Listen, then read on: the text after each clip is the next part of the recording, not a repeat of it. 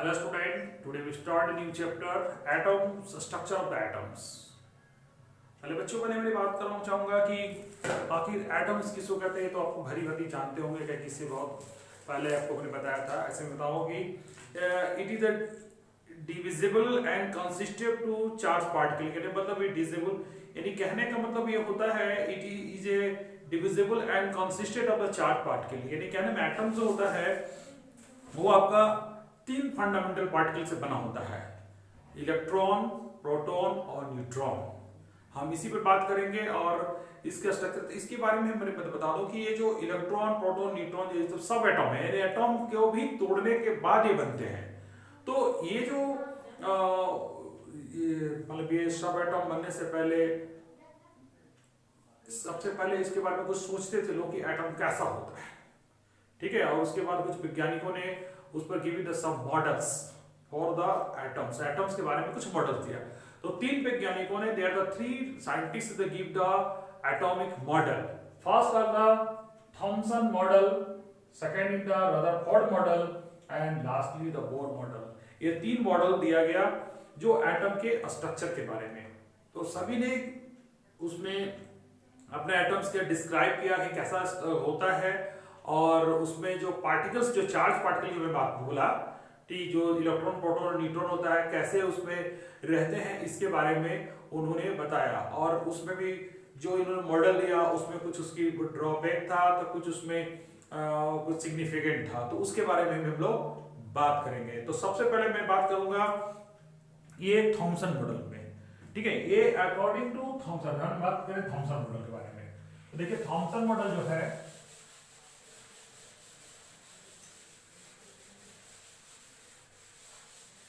According to Thompson ने बताया कि atom just like a sphere है ना, जस्ट लाइक ए स्फीयर और electron embedded in it. This is way electron in a positive charge sphere just like a क्रिस्पल pudding. यानी कहने का मतलब उसने बताया कि ये जो एटम्स है, ये एटम्स जो है, atom is consist of the positive charge particles and the sphere, the electron embedded, that is the sphere, and positive and negative charge are the equal magnitude and is the whole electronically neutral।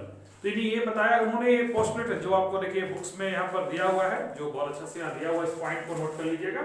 तो पहले इसके बारे में पता चलेगा। इन्होंने बताया कि अकॉर्डिंग टू थॉमसन ने कहा कि इस मॉडल में कि एक स्फीयर, एक जस्ट लाइक ए स्फीयर है ना, जस्ट लाइक क्रिस्पल पुडिंग जो एक हम लोग बनाते हैं ना, क्रिसमस के जो आने वाला है तो देखिए उसमें जो बनाते हैं पुडिंग, जो केक टाइप का है ना, उसमें जो ड्राई फ्रूट्स जो डालते हैं, तो ड्राई फ्रूट्स जो होता है वो एक जगह तो नहीं होता है, उसमें कहीं भी यहाँ वहाँ हो सकता है।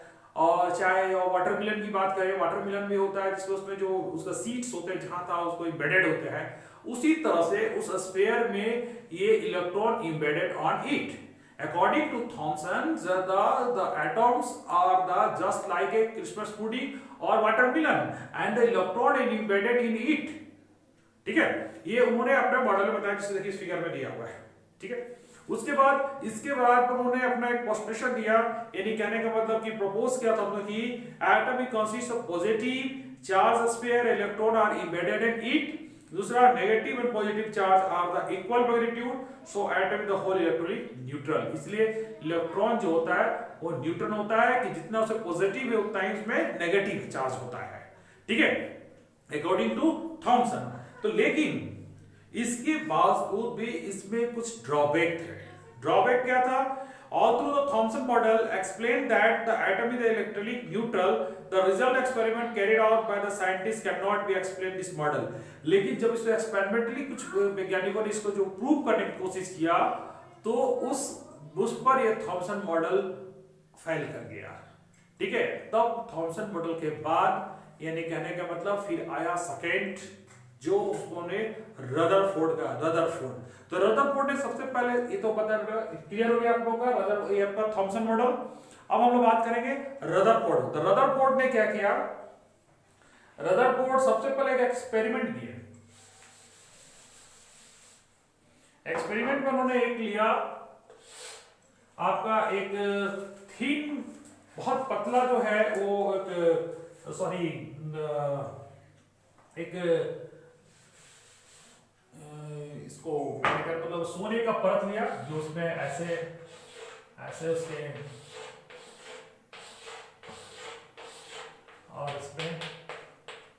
और इसमें अल्फा किरणों से बोmbardment किया गया। तो देखा गया कि अल्फा किरण जो मैक्सिमम अल्फा पार्टिकल जो फार आउट हीट वो क्रॉस कर गए और कुछ जो थे जो इससे वो एक एंगल बना के वो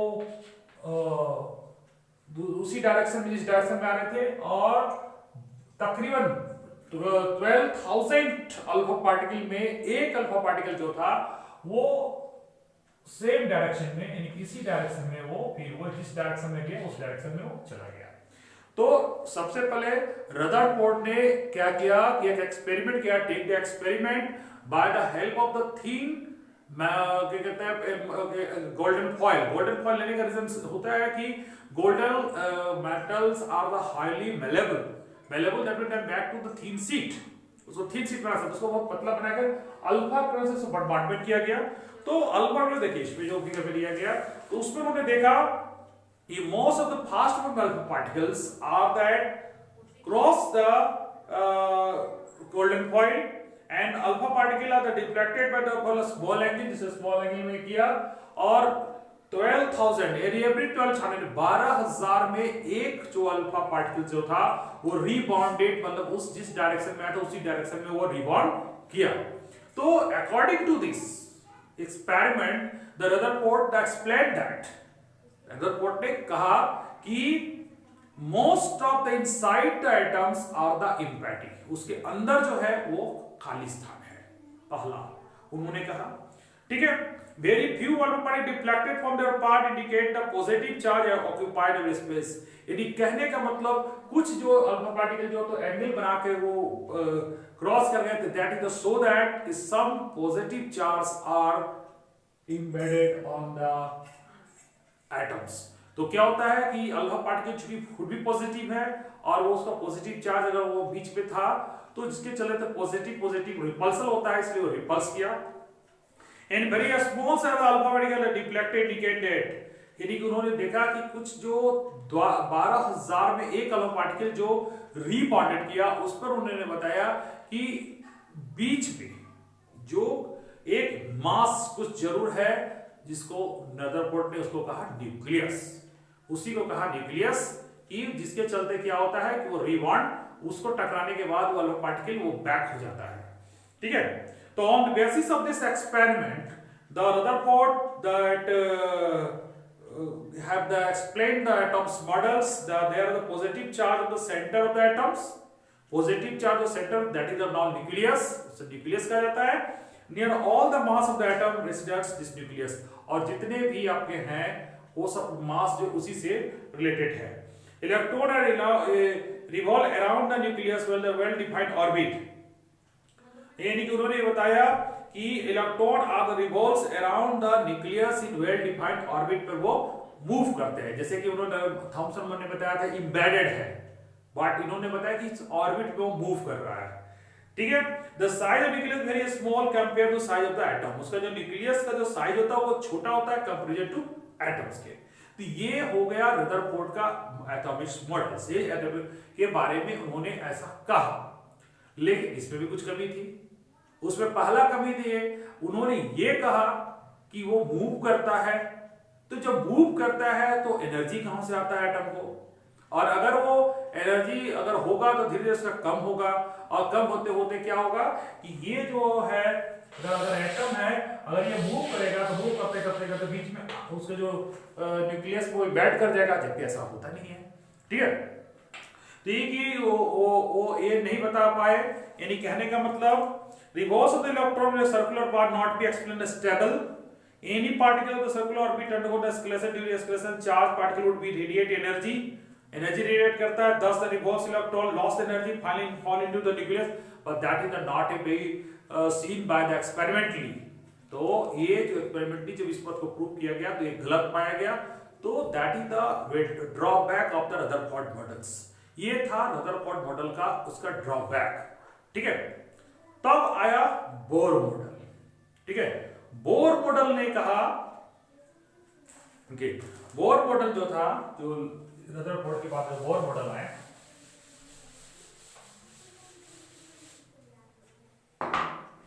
बोर मॉडल कहा,